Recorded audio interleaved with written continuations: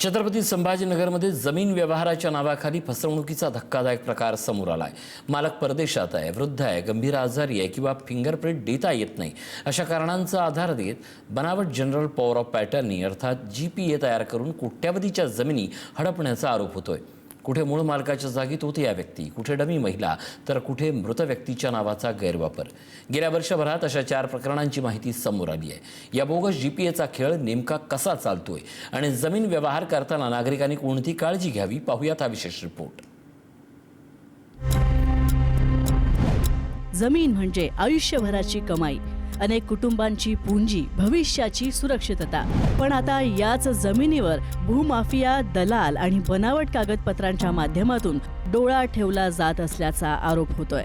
मालमत्तेचा मूळ मालक परदेशात आहे, मालक वृद्ध आहे, फिंगरप्रिंट देता येत नाही किंवा मालक हयातच नाही।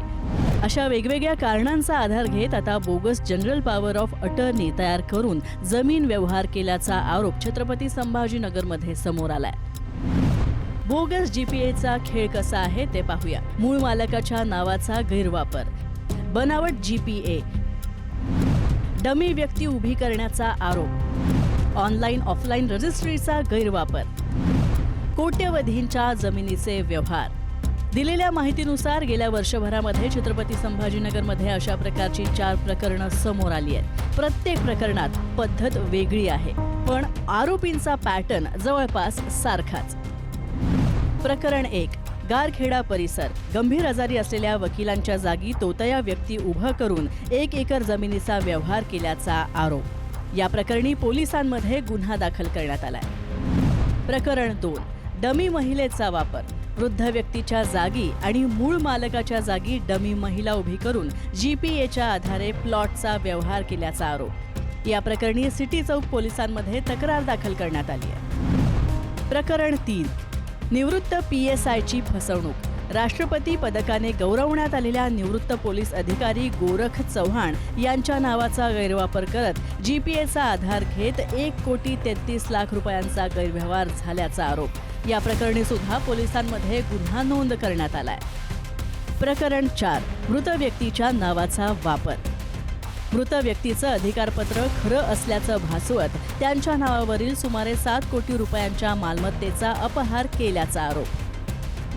या संपूर्ण प्रकरणामध्ये सर्वात महत्त्वाचा मुद्दा आहे तो जीपीए अर्थात जनरल पॉवर ऑफ अटर्नीचा। कायद्याच्या दृष्टीने जीपीए म्हणजेच मालमत्तेची मालकी हस्तांतरित करणारा दस्तऐवज नाही, म्हणजेच केवळ जीपीएच्या आधारे कोणाचीही मालमत्ता कायदेशीररित्या आपल्याला नावावर करता येत नाही। मात्र याच प्रक्रियेतील त्रुटींचा आणि नागरिकांच्या अज्ञानाचा गैरफायदा घेतला जात असल्याचा आरोप होतोय। अशीच बनावट जीपीए वापरून माजी पोलीस अधिकारी आणि राष्ट्रपती पदक विजेते गोरख चव्हाण यांची तब्बल 1,33,00,000 रुपयांची फसवणूक झाल्याचा आरोप आहे। आपल्यासोबत नेमकी कशी फसवणूक झाली याचं कथन त्यांनी पुढारी न्यूजकडे केलंय। न्याय मिळाला नाही तर मिळालेलं राष्ट्रपती पदक पोलीस महासंचालकांना परत करू असा इशारा त्यांनी दिलाय। पीएसआय कामटे यांनी गुन्हा दाखल करताना टाळाटाळ केली आणि पैशाची मागणी केली। आमची फसवणूक केल्याबद्दल त्या पूर्ण शेख फॅमिली, सलमान हॉलचे शेख इरफान, शेख सलमान, त्याचे वडील, आई यांनी सगळे मिळून कट कारस्थान करून आमच्याकडून जे पैसे उकळलेले आहे ते आम्हाला पैसे द्यावे, आमचे परत द्यावे, नसता आमचा प्लॉट आमच्या नावावर करून द्यावा। माझे नाव सेवानिवृत्त पोलीस उपनिरीक्षक गोरख चव्हाण। मला राष्ट्रपती पदक मिळालेलं आहे। मला जर न्याय मिळाला नाही तर मी माननीय डीजी साहेबांना माझे राष्ट्रपती पदक परत करण्याची मी तयारी ठेवली आहे। छत्रपती संभाजीनगरमध्ये अशा पद्धतीचे प्रकार घडत असतील तर ते गंभीर आहे।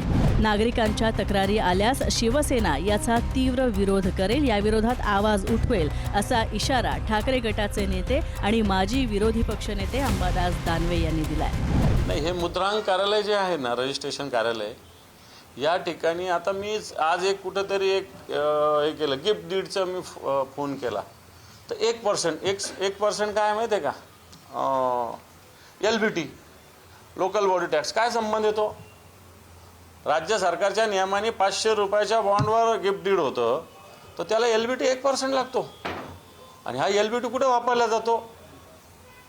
म्हणून मुद्रांक कार्यालयात अशा पद्धतीनं रजिस्ट्रेशनच्या ठिकाणी घोळ आहे। एकमेकांच्या नावावर ऑनलाईन कशासाठी काढली रजिस्ट्री? की ओळख, माणूस प्रत्यक्ष यावा, त्याची आयडेंटिटी असावी. परंतु ऑफलाईनच्या नावाखाली जर अशी रजिस्ट्री काही झाली असेल तर त्याची चौकशी केली जाईल, त्याची मागणी आम्ही करू. बनावट जीपीएच्या प्रकरणांमध्ये वाढ होत असल्याचा दावा करत आता प्रशासनानं याकडे गंभीर लक्ष द्यावं अशी मागणी सुद्धा करण्यात येते. आता याच्यामध्ये जर बघितलं आमच्याकडे बहुतेकदा जर पक्षकार आले तर त्या ठिकाणी ते म्हणतात की रजिस्ट्री अशाला असं आमच्याकडे आहे दस्त नोंदणी करायची ते मला ते खरेदी करायचं आहे. आम्ही त्या अनुषंगाने सांगतो की आता आमच्या व्ह्यूजमध्ये आता शासनाने जे सांगितलेलं आहे की रजिस्ट्रीची पद्धत जी आहे बायोमेट्रिक झाली पाहिजे.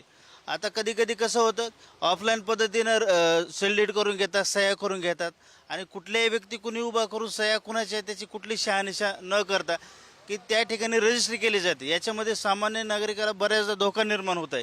शासनाने कुठंतरी याचा विचार केला पाहिजे. जेन्युइन व्यक्ती त्या ठिकाणी खरीच रजिस्ट्री होती का, बायोमेट्रिक चालू आहे ती पद्धत त्या ठिकाणी अवलंबली पाहिजे, त्या पद्धतीनं रजिस्ट्री झाल्या पाहिजे जेणेकरून लोकांची फसवणूक जी आहे ती टाळेल. जीपीए म्हणजेच मालकी हक्क नाही हे स्पष्ट आहे. मात्र प्रश्न एवढ्यावरच थांबत नाही. मूळ मालकाच्या नावाने व्यवहार करणारी व्यक्ती खरी आहे का? जीपीए खरोखर नोंदणीकृत आहे का? कागदपत्र अस्सल आहेत का? आणि व्यवहाराच्या वेळी संबंधित मालकाची प्रत्यक्ष पडताळणी झाली आहे का? या सगळ्याचा तपास होणं अत्यंत महत्त्वाचं आहे. जमीन व्यवहाराआधी 5 गोष्टी नक्की तपासा. नोंदणीकृत जीपीए. केवळ नोटरी केलेली जीपीए पुरेशी समजू नका, तर संबंधित कार्यालयातील नोंदणी तपासा.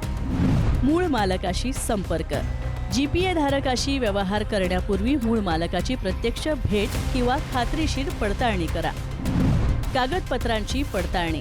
आधार, पॅन, जीपीए तसंच फेरफार आणि 7/12 तसंच इतर कागदपत्रांची अधिकृत नोंदणी तपासून घ्या. पैशांचा व्यवहार. मोठ्या आर्थिक व्यवहारांमध्ये कायदेशीर प्रक्रिया आणि मूळ मालकाची खात्री करा. व्यवहाराची बँकिंग नोंद ठेवा. प्रत्यक्ष जागेची पाहणी. फक्त कागदपत्रांवर विश्वास ठेवू नका. जमीन, प्रत्यक्ष ताबा आणि स्थानिक पातळीवरील माहितीचीही पडताळणी करा. जमिनीच्या व्यवहारात झालेली एक छोटीशी चूक सुद्धा आयुष्यभराची कमाई धोक्यात आणू शकते. त्यामुळे जीपीए पाहिली, कागदपत्र पाहिली आणि व्यवहार पूर्ण केला एवढ्यावरच थांबू नका. मूळ मालक कोण आहे, अधिकार कोणाला दिलेले आहेत, कागदपत्र खरी आहेत की नाही आणि नोंदणी कायदेशीर आहे की नाही या सगळ्याची खातरजमा करा. प्रत्येक पायरीवर खात्री करा. कारण फिंगरप्रिंटच्या नावाखाली जर कोणी तुमचीच जमीन लाटण्याचा प्रयत्न करत असेल तर सावधगिरी हीच तुमची पहिली सुरक्षा आहे आणि कागदपत्रांची खात्री हीच सगळ्यात मोठी ढाल आहे. तो त्या व्यक्ती उभा करून बनावट जीपीए तयार करून किंवा मृत व्यक्तीच्या नावाचा गैरवापर करून जमीन लाटण्याचे प्रकार आता समोर येत आहेत. असं असेल तर ही केवळ फसवणूक नाही तर जमीन व्यवहाराच्या संपूर्ण प्रक्रियेवरच प्रश्नचिन्ह करणारी गंभीर बाब आहे. त्यामुळे जमीन खरेदी करणाऱ्या प्रत्येक नागरिकाने अधिक सावध राहण्याची आता गरज निर्माण झालेली आहे. जमीन, घर घेताना दलालांच्या शब्दावर किंवा केवळ कागदपत्रावर विसंबून राहून व्यवहार करू नका. मालकी हक्क असेल, जीपी आणि संबंधित व्यक्तीची सत्यता अधिकृतपणे तपासा, नाहीतर आयुष्यभराची कमाई लावून घेतलेली जमीन उद्या तुमची डोकेदुखी ठरू शकते. कॅमेरा पर्सन अमोल वाघोले सह मी सचिन जिरे, पुढारी न्यूज, छत्रपती संभाजीनगर.